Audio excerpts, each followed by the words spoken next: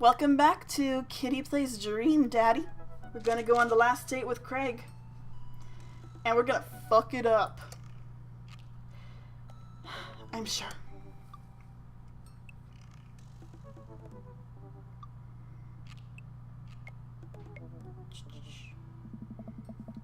Took some time for our schedule to line up, but I was finally able to find a weekend where Craig and I could go camping. He always stays so busy with work and the kids, but it's good to know that we'll just be able to spend some time relaxing together in nature. Since our first run, I've managed to go on regular runs with Craig. I mostly do them because it seems like the only time we get to hang out, but the added benefit is I've seen a lot of improvement in my health. I was able to sift through the attic and find my old camping gear from college. Craig put me in charge of bringing the sleeping bags in the tent while he takes care of the food, so I double-checked to make sure everything's ready to go. Craig should be here any minute now. Amanda's going to be spending this weekend on a school trip to our nation's capital. She hasn't been away from home without me for longer than a day since she was 14. Hope she isn't feeling as nervous about it as I am. She probably is not. Hey, Amanda Panda. Amanda's in the middle of sitting on top of her luggage in order to get it to finally zip. Hey, Pops. Ready for your trip? Once I get this bad boy all zipped up, I'm good to go. How much did you pack? That seems like a lot for 2 days. Oh, it's all my camera equipment. Lenses, tripod, flash, all that. Are you even gonna have time to take pictures? I'll find a way. I need to get some good shots for my series on national monuments. Oh, what's the series about? It's one of those internet series where I reimagine Disney princesses as founding fathers. What? I'm kidding, nobody likes those. I'm taking portraits of my friends. Oh, well, I'm gonna be in the woods, out there in nature, you know, roughing it, just me and Mother Nature, the old Madre de trees. You gonna be alright on your own? Uh-huh. I'm not gonna have any signal out there. Won't be able to text or call you at all. Oh, it's alright. I'll be able to survive a couple of days without constant updates on who just got voted off International Haunted House Centers. Well, I'll miss you. And for the record, Bradley was pushed down a flight of ornate stairs by a ghost. They were really beautiful stairs. Amanda finishes zipping up the big suitcase and lugs it next to the door of her bedroom. She turns around and gives me a big hug. Relax, Dad Tron. I'm a big kid now. I can take care of myself. Besides, I gotta share a room with Monica Sanders and 2 mom chaperones. The most trouble I could possibly get into is falling asleep with a tub of ice cream on me. Oh, well, alright. Don't steal anything, okay? Since you asked nicely, fine. Promise. Step outside, hauling my bags beneath me. Craig's already strapped some camping gear on top of my modest but stylish car. He notices me carrying my equipment and hurries to take it over for me. Don't you dare. Craig Con, you keep those hands to yourself. Remember, it's your weekend to relax. Take it easy. I guess I can't argue with that. Everything good with Amanda? Yep, on her way to a school trip to Washington, D.C. What about your offspring? Already at Smashless for the weekend. Ready to get my camp on. Load the rest of my stuff into Craig's car and we get in. Oh no! What's wrong? I think I left my juicer plugged in. We gotta go back. Are you worried that someone's gonna break into your house and cold press some carrots? No, it's just try to relax, man. Let the juicer float away. Take all of your worries and blend them into pulpy good vibes. Craig takes a deep breath. Do we have anything to listen to?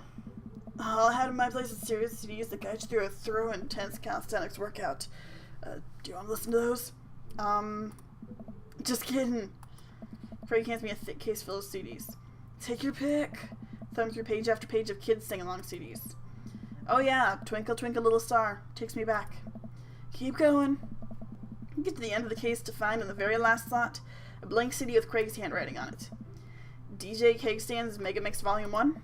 Made it just for the trip. I think you'll like it. Pop the CD into the car stereo and it's like I'm immediately transported to our old dorm room. Hit after hit plays and we're soon enough where we both happily scream singing the lyrics to each song as we fly down the highway. This song was Carl's favorite. Carl, the third roommate! You brought that dog home one night and I couldn't pry you two apart. So we spent an entire semester fabricating a story about our foreign exchange student roommate who had a really bad cough that sounded exactly like a dog's bark. And then we had a room inspection. That RA was so suspicious of us but could never prove anything. Carl was just under a blanket. Bless that pup's courage under fire. Man, we did some dumb things back in college.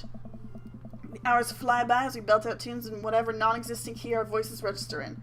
Soon enough, we're surrounded by lush trees and spectacular vistas of everything amazing that nature has to offer. Feels good to be back out here. Real good. park a car at the entrance to a familiar trail and load up our gear on our backs. Thankful that I've been working on my health over the past couple weeks, otherwise I'd be dreading all the hiking that's about to happen. Craig looks intently at his phone. Everything alright? Yeah, just had to fire off one last work email. Craig pockets the phone and we start off on the trail. It's relatively easy, but I know I would have been huffing and puffing at this point if it weren't for all the murder sprints. Take a look around me and take in all the tall trees and animal chirps. Everything okay back there? There's no reception out here. Oh yeah, being out in the middle of nowhere will do that. Recognize the look of anxiety on Craig's face. But what if there's a problem? Reception is the least of our worries. We're out here in the middle of nowhere, miles from civilization, nothing with us but the clothes on our backs and a sack of granola. You ever read those stories about campers who get eaten by bears? Or who get lost and have to drink their own urine? Or worse, what if we have to eat each other? Craig, promise you'll eat me. I couldn't handle cannibalizing my best friend emotionally. Or physically. You're far too lean. I wouldn't be able to last through the winter. Dude, you gotta stop watching Man vs. Survive and Man vs. Wild. We keep marching down the trail, but it seems like Craig is still worried. After a bit, he stops in his tracks. Maybe we should go back. I could find another campground that gets good cell phone reception. Craig, seriously, what's wrong? I mean, I'm just really nervous. My dad instinct is kicking in. My mind keeps conjuring up all sorts of worst-case scenarios. What if something happens to the girls? I don't have a signal. I would have no way of knowing. Let me tell you, that feeling never goes away. No matter how old your kids are, you just gotta remind yourself that they're in good hands. Craig doesn't say anything. Give him a reassuring punch on the shoulder. Try to remember why we came out here. The plan was to get away from it all and just focus on ourselves for this little trip. No distractions, no cell phone service, just two dads relaxing out in the woods. Craig looks at me directly in the eyes. Well, every game has some little errors. No distractions, no cell phone service, just two dads relaxing out in the woods. We're gonna have some fun this weekend. Craig and I get back to marching. It's not too long of a hike before we get to the campsite, and we're both glad to see that we're the only people there. I can't believe you still have this tent. Found it in my attic and already checked it for holes. It's seen better days, sure, but I think we'll be able to survive. I dump the bag of fabric and poles onto the ground. We unfold the tent to the desired spot. I hand Craig the stakes. We still know how to do this, right? Of course we do. We do not. After 20 minutes of struggling like people in a bad infomercial, we somehow managed to build an upright structure that closely resembles what a tent would look like if you asked somebody to draw a picture of one with their eyes shut. I wouldn't put this up against the storm, but I think we'll be able to survive for the night. We set a couple chairs and our cooking equipment, admiring our handiwork. Bro, look at us go! Look upon the kingdom we have built. Upon this rock we shall grill our meats and drink our brews, for we hold dominion over this land. Verily, and look at our camping chairs, which we're gonna sit on. So what's next on the camp extravaganza docket? Well, now that we have shelter settled, I think it's time for us to do some exploring. There's a waterfall a little bit up the way I'm sure we could hike to. Let's get hiking! Craig and I venture into the woods. We amble along, taking our time to chat and admire the wildlife. Craig reaches out an arm and stops me. Dude, does that look like what I think it looks like? Look over at where he's pointing. Oh my god, it does. That tree looks like a butt. Nice. I can't get over how detailed it is. Examine the butt tree further. The contour is perfect. It even has back dimples. Thought we were going to have a great time camping, but this makes it even better. Craig holds back a snicker. I aspire to have every hike be as good as this one. Snickering now too. Let us analyze this tree further. Craig and I share a huge belly laugh at our awful jokes. Best thing about this is there's no daughters here to tell us our jokes are bad. We high-five. Craig and I hit the trail again. It's been a long time since we've been out here, but everything seems more or less familiar. We point out old landmarks that we remember back from our college days. I think we're getting close now. Check it out. There's a clearing up ahead. As we get closer, I can hear water running. Cresting over a hill, Craig and I are greeted by a wide clearing surrounded by trees. In front of us is a beautiful waterfall spilling into a large body of water that runs into a river. Mouths agape with the genuine beauty of the place, we go to investigate. The old waterfall. It's gorgeous! Nature is so rad. Peering further, we get an idea of how deep the pool is. Think we could jump off of it like the old days? This little dad is happy here on dry land. Looks like you could climb right up over there. We didn't even bring swimming trunks. What are you talking about? Craig immediately begins taking his clothes off. Ew. Damn. Look at Craig's butt. I can't help but sneak a peek. That is a good butt. Craig turns around suddenly. He catches me looking. Oh. I do a lot of glute workouts. I immediately turn away, blushing. Oh. Coming or what? Oh, I don't know about this dude. He's already making his way over to the waterfall by the time I finish my sentence. When he realizes I'm not right behind him, he turns around and rolls his eyes. We lived together for years and I've seen your ass more times than I can count. It's no big deal. Let's put on a show. If clothes are coming off, then it's someone's birthday. Craig gives me the wolf whistle. I turn around and give my booty a good spank. That one's for you, big boy. Take my shirt off and drop it in a pile with Craig's clothes. Put the rest of my clothes on the ground, feeling exposed. Craig and I climb up to the top of the waterfall, making sure not to slip on any wet rocks. He reaches the peak before I do and offers me a hand getting up.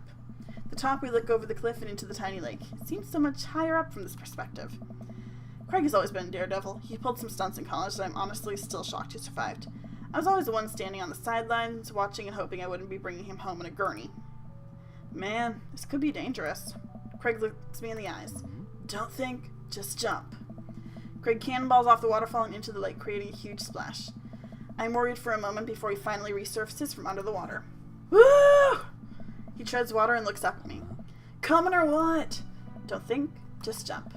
How are you supposed to just not think? Pretty sure that's not physically possible. My toes grip the edge of the rock. The water looks so far away. Don't think, just... I run off the edge, trying to do my best cannonball. Somewhere in the middle, it turns into a really graceful belly flop. Hit the water with a loud slap. Resurface to find Craig giggling. Rate that belly flop, solid 8 out of 10. Form is lacking, but your heart was in the right place. I playfully splash water at Craig. Nice. You sure about that? I splash him again. Oh. You've given me no choice. Craig splashes me in the face with a huge wave of water. You've awakened the beast. He launches another wave of water at me. Don't you put me in a corner here. Don't put a wild animal in the corner. Hammer fist. With the force of thunder, I bring my fist down into the water, creating a tidal wave that drenches Craig. Good one. I think I could do better. Craig answers back with his own tidal wave. It's big enough to launch me back. He is so strong. Craig, truce, please. Craig thinks about it. Yeah, sure. Shake hands. There is peace. Man, that jump was such an adrenaline rush. Not so scary now, huh?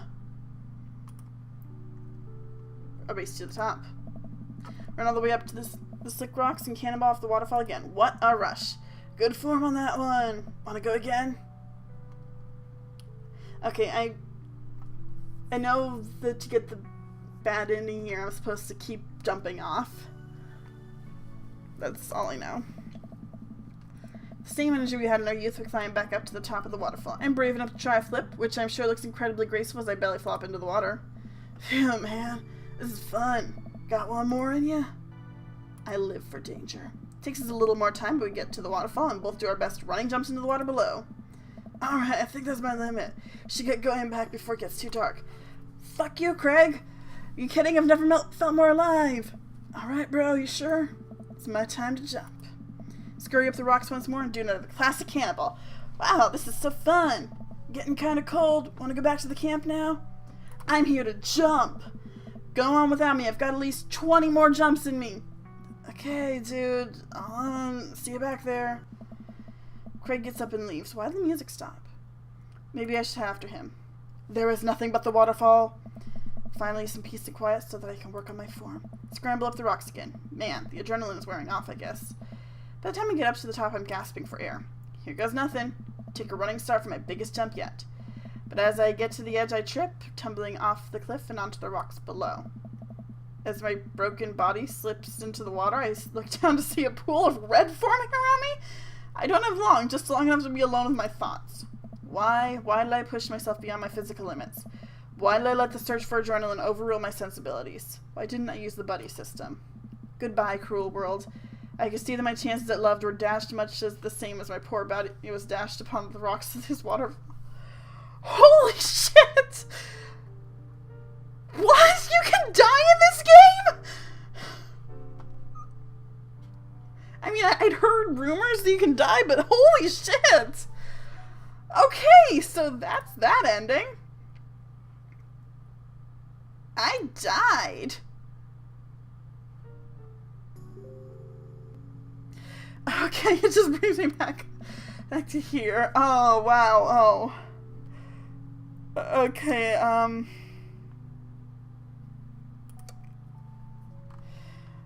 okay, so, yeah, that was that date. Holy shit, I died.